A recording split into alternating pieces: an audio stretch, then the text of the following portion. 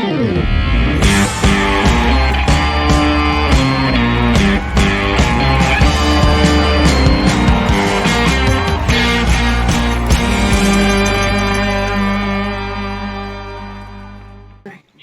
everyone, I'm Shakiba from Marketing team. Welcome to another episode of Bubbly Talking Show. As all of you know, Bubbly Talking is a kind of travel talk in which we're gonna be talking with different tourists and see the world through their point of view. Here we have a nice guest from Bali. Alexis, we are happy that you are here. Hello, hi. Thank you for inviting me. I'm really excited. We are excited too because we have a very excited topic with you about talking about your travel to Antarctica. It's wonderful.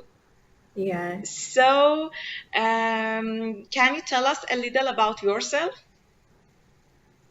Yeah, so my name is Alexis. I am originally from Canada, but I actually live out here in Indonesia. I'm an English teacher, an expat living here. I moved out here in January, so I've been through everything from pre-lockdown to semi-post-lockdown. So we're getting all the experience, I guess, out here. I am a huge world traveler and avid backpacker. I've been a traveler for many, many years, probably as long as I can remember, like even family trips and stuff. But I love like budget travel, backpacking. In my free time, I really like to read. I'm also like a Latin social dancer, so I really like going out and just hitting the dance floor and really enjoying myself. So you can dance for us for the middle of the meeting. I think it's kind of enjoyable. Maybe. So, okay, for the start, why Antarctica? Well, that's a good question. So I was actually backpacking on my solo trip to Southeast Asia and Oceania. So I did like a 2-month solo backpacking trip, and I had hit Australia, and like I was exploring and did New Zealand and Fiji, and I was like, oh my gosh, like this is wonderful. And on that trip, I had turned 22. So I was just like, you know what, like I hit like my 6th continent by 22, like I want to hit my 7th by 23. Like next year I want to, hit my 7th continent. So that was kind of like the instigator. Like I'd love to go to Antarctica. I had professors in university that did research in Antarctica. So it kept kind of popping up here and there, but I never really thought of it as a travel destination. So it was really cool to like kind of like do a little bit of research, and I was like, oh wow, like I can go here. I can explore. I can, go on an adventure down to the southern continent. I was like, this is super exciting. So I was originally going to like go by myself, and at the time I was in a very serious relationship, so I had invited my partner at the time, and I was like, hey, like, do you want to come with me? Like, this will be really exciting and super cool. And he's like, yeah, sure, let's go. So just like, awesome, like we're gonna go to Antarctica. Oh, so and when did you travel? December of 2019. And So I think just if like I think we did like a Christmas. and I think because you are Canadian, you can adapt it yourself with the weather there. Yes, because it's so cold.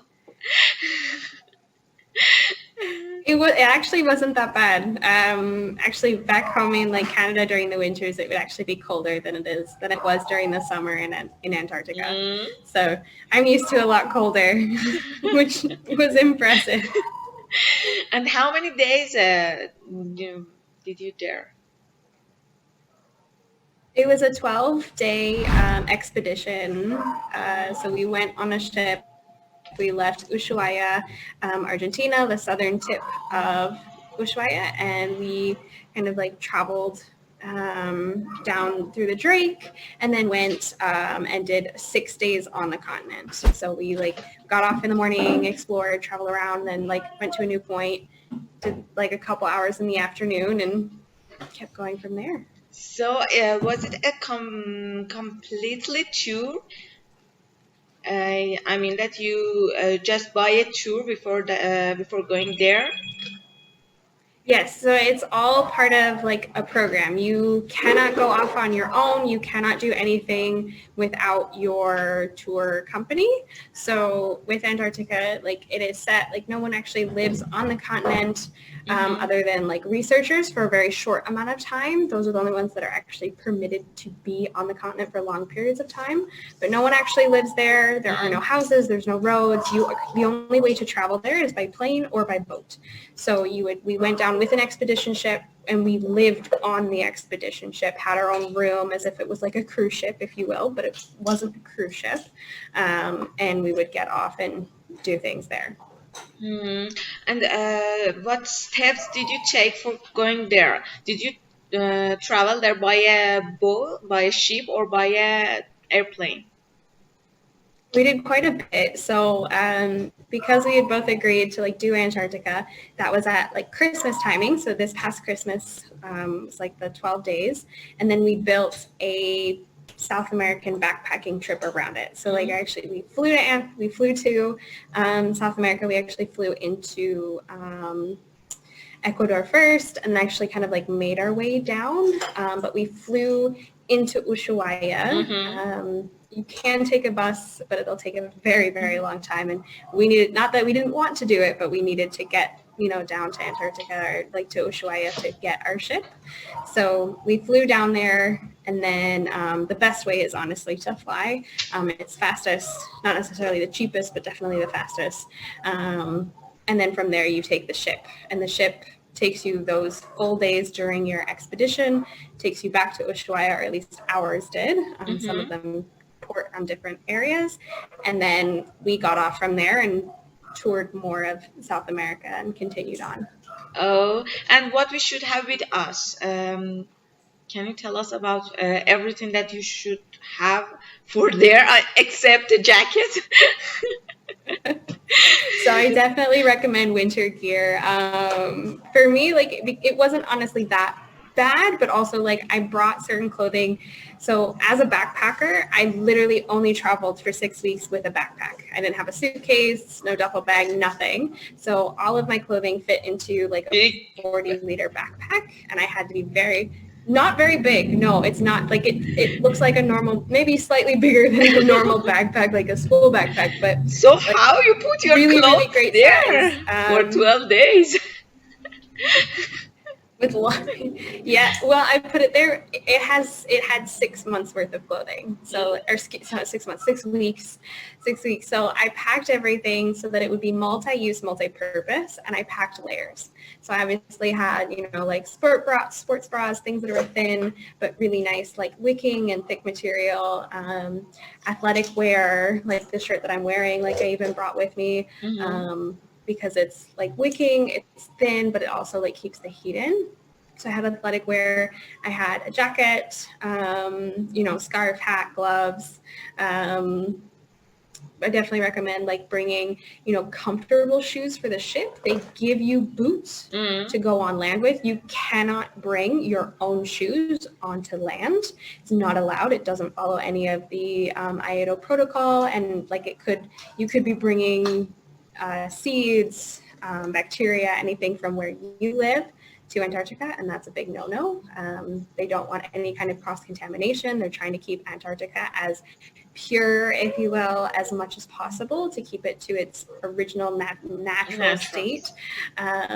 So like they will give you that kind of attire. If you want to not have to bring all of the winter gear with you, you can rent it from either your expedition company or from companies that are in Ushuaia that actually like provide gear for that particular reason. It is very expensive. I think some of the packages were like anywhere from like $500, $600 just starting out, and that's just for like the jacket and like snow pants, gear like that. And I honestly like it's not worth it unless like you are really needing to stay warm and stuff. It honestly wasn't that cold. It was about just above zero. So was So not it's not awful. so cool. It wasn't as cold as I Yeah. think a lot of people think it is. It's obviously colder in the winter than in the summer. So you choose the best time for your travel. Well, it's the only time you can travel to Antarctica. It's the only Yeah. time. And Mhm. how much would it cost for you for traveling to Antarctica? So it depends. For myself, my expedition was just under 10,000 US dollars. It's a very expensive venture. If you want to go the cheap route, you would go with a cruise, which would range anywhere from $3,000 to $6,000 per person. But you don't get to get off the ship. You get to look and wave at Antarctica, but you never actually get to step foot on the continent. If you want to set foot on the continent and kind of explore, those price ranges go anywhere from $5,000 to $6,000 up to you can go luxury and they're like $30,000, but usually budget range is between 6 and 10, depending on how long you're going for, what stateroom you get, things like that. Everything plays a part in the price. And is there any restriction, I mean, in case of age or nationality for travel to Antarctica? Nationality, nope, there's no restriction there. They don't do it by age, but depending on any of your health conditions, you actually have to have approval from a doctor because you have to get on and off the ship into like a zodiac. And if the doctor doesn't believe that you are physically fit based on your health condition or age or whatnot, they will actually not recommend one you book it or even go in that sense, because there's a lot of up and down getting off and on the boat, trekking on land. So in that case, yes. But I wouldn't say it's just an age thing. It could be anybody with any kind of health condition that I would definitely recommend talking to your doctor first, because they may, not recommend you go based on your conditions for certain things, and talk to the expedition company as well. And also about the food, what did you eat during these days? You told us that they don't have any home, any restaurant. What did you So eat? you eat in the dining hall on the ship, just like a cruise ship that they have dining halls and serving. Same thing here. They have food and a kitchen and chefs that actually cook your meal for you. And you'd have meals. We had meals 3 times a day. And did you have any special tours there? For my expedition, yes. So our expedition was a base camp. So we got camping, sea kayaking, mountaineering, and snowshoeing all included in our package. Most expeditions do not include those. Those are extra packages, extra excursions. But for ours, it actually worked out to being cheaper than even some of the cheaper expedition programs, just because everything was included for us. So we got the better deal. And honestly, I think we got the better deal of having everything included. Yes, you have a completely tour, everything you had. And also about the tours, can you tell us a little more about these 4 tours that you told me? Yeah, so we spent 6 days actually exploring the continent, so or the Antarctic Peninsula. So each morning and evening, or afternoon, I should say, we got about 3 hours off the ship. So 3 hours in the morning, we got back on for lunch, went to our next spot, and then had about 2 to 3 hours in the afternoon. We went in groups. So usually a group of maybe about 10, 15 people would bunch off, and you had to sign which days you wanted to do which program. So you would pick a morning or an evening kind of thing. Kayaking, mountaineering, and snowshoeing was pretty much every day. We kind of got to do that as a big group, but mountaineering and sea kayaking, we went in small bunches, and we got to pick which day we went. And the other times we would be exploring whatever area we had stopped at.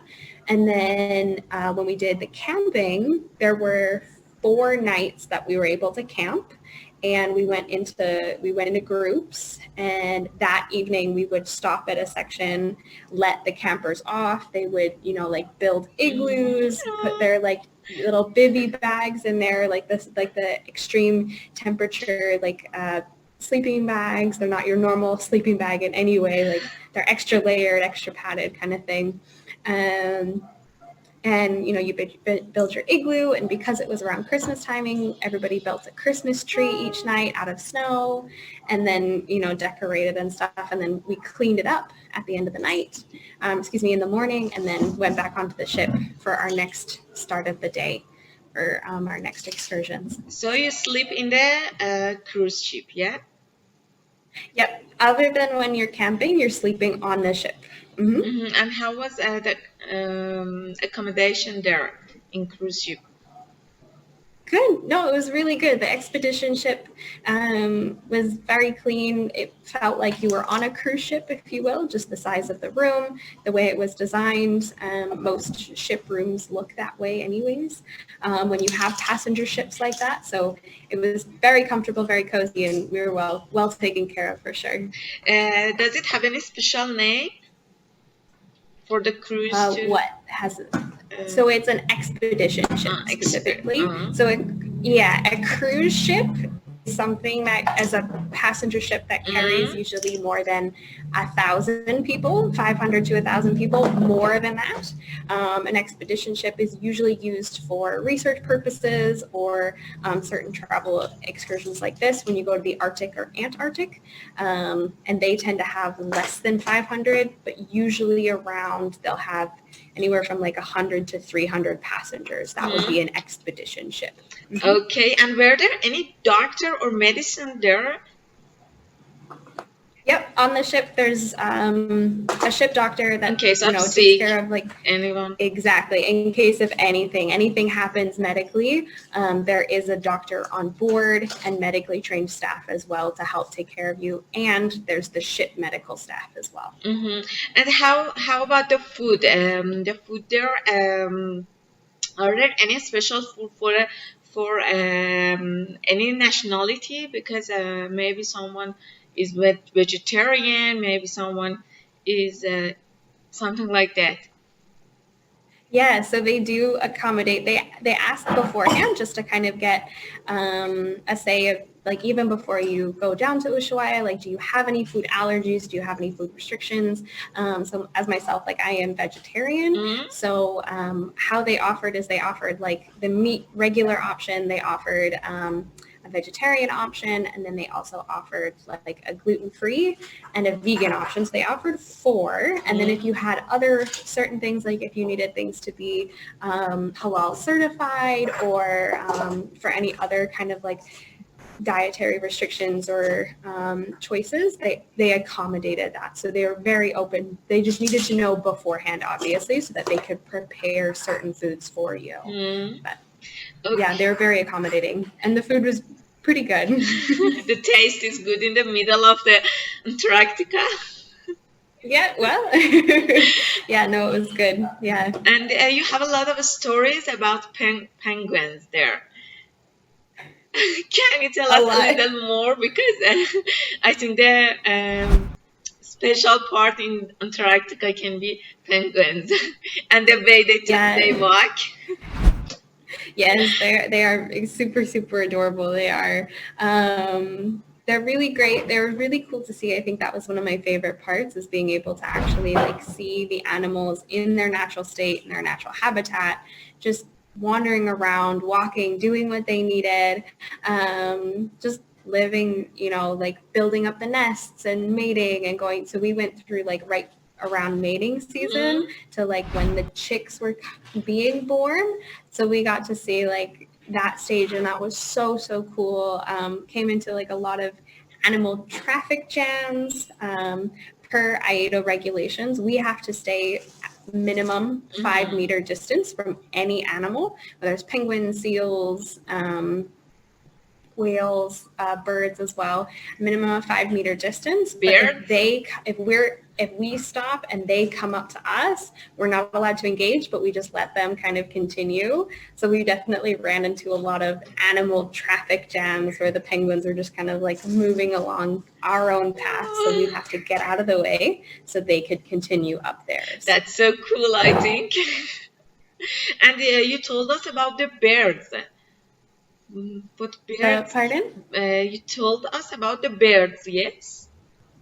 Oh yeah, they're birds. Yeah, there are some Antarctic like seabirds. Nothing that lives specifically in Antarctica, but they are seabirds, so they do fly back and forth. But I think there are a couple that do inhabit during the summer. They do some of their breeding on Antarctica. And what was the deal with the polar plunge? It was a lot of fun. Yeah. When I saw your stories, I just see that you told us about the polar plunge, and I want to know about the deal that you have with polar plunge. Yeah, so every ship usually does it as like, a commemoratory, you're jumping into the Antarctic Ocean, enjoy kind of thing. So we actually, we supported, in this little spot, and we got off and explored a little bit. And then after we were done exploring, instead of jumping off the ship, just for safety reasons and precautions and certain things, we actually like ran off the beach into the ocean, which was worse than just plunging in. So like you see like all of us, actually, I think there were 116 passengers on our ship that were traveling to Antarctica, and 57 of us actually like did the polar plunge. So we and actually probably more, I think, but like we all like ran off the beach in different waves and plunged in. So it was cold. I'm cool now when you tell us about the stories. Just okay. Before continue about our meeting, we are going to watch a short clip from Alexis, and we will come back soon. So we will come back about your stories, Alexis, to Antarctica. Any funny story you want to tell us about your travel to Antarctica, or any special experience that you can share with us? Probably like my favorite is the silence of Antarctica. So I got to go camping. My partner and I went camping like December 23rd into the 24th. So we like woke up on Antarctica, like literally like on the peninsula to Christmas Eve day, which was really cool. And I woke up around like 5 a.m. Just like something had woken me up. I think I was just like cold or something, but I had woken up and like no one was really awake yet. And I just kind of like sat up and was like watching around, looking around and listening. And there were penguins like out by the water. Like we were far enough back that like away from the water and there was a little penguin colony like right at the like the coast there of our island. And they were, walking around building their nests.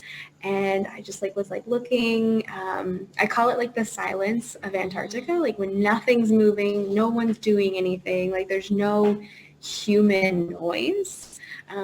Like you could hear the ice cracking in the glaciers, you could hear the wind, you could hear the water rip. And you could hear the penguins around and like chatting with each other, and then another one was honestly like there was a minke whale that just kind of like popped up like right by the coast there and just like came up for a couple breaths and then popped back down, and I was like, oh my gosh, like this is heaven. Like I cannot believe that I am here right now. This is such, like, I will cherish that moment for the rest of my life. It is one of my favorite memories from being in Antarctica.